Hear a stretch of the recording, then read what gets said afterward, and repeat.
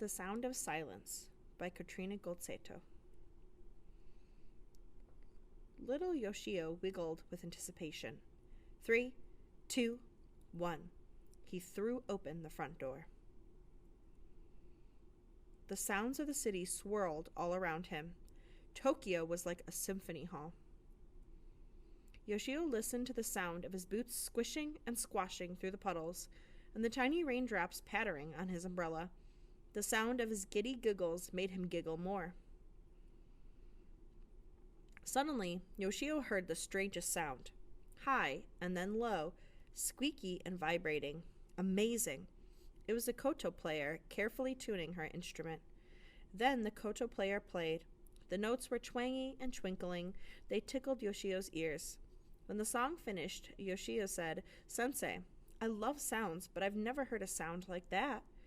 The koto player laughed, and it sounded like the metal bell that swayed in the wind in Mama's garden.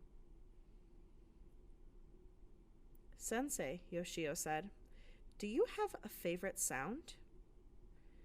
"The most beautiful sound," the koto player said, "is the sound of ma, of silence." "Silence?" Yoshio asked. But the koto player just smiled a mysterious smile and went back to playing. Yoshio bowed to the koto player and ran to school. Where can I find silence? Yoshio wondered as he listened to the thwack of his boots on the pavement. He listened for it through the school day, but there was always some kid making noise. At recess, the sun came out, and Yoshio went to the quietest place he knew, the bamboo grove at the edge of the playground.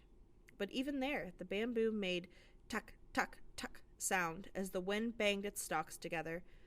He closed his eyes and heard the swish, swish, swish of the wind making the leaves talk. It was beautiful, but it wasn't silence. Walking home from school, Yoshio listened hard. He could hear the horns of buses and the whoosh of bullet trains and the beep, beep, beep of traffic lights, but no silence. Yoshio knew so many different sounds, loud and soft, sudden and soothing. But silence? Where was silence? It wasn't in the dining room, where there was always the sound of chopsticks and slurping and chewing and swallowing. What a noisy family. Silence wasn't in the bath, where even his toes made noise, and little droplets of water kept dripping off his nose. Drip, drip, drip.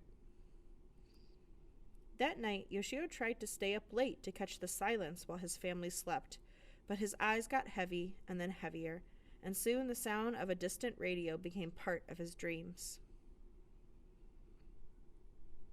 The next morning, Yoshio woke up to his neighbor's dog barking, and oh no! He had missed the silence. Yoshio walked to school early. His sisters whizzed by on their way to the park, screeching Yoshio's name. Where was silence? Yoshio heard the creak of the school gates as he pulled them open. No one was at school yet.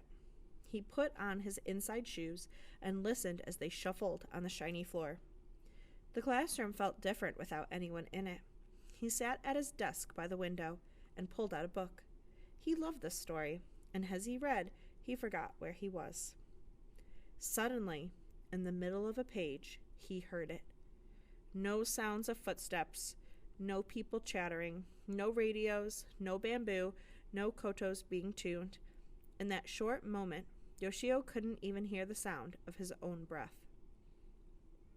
Everything felt still inside him, peaceful like the garden after it snowed, like feather-stuffed futons drying in the sun.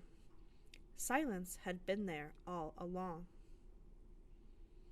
It had been there between the thumps of his boots when he ran, when the wind stopped for just a moment in the bamboo grove, at the end of his family's meal, when everyone was happy and full, after the water finished draining from his bath, before the koto player's music began, and hovering in the air right after it ended. It was between and underneath every sound, and it had been there all along. Ma. Silence. The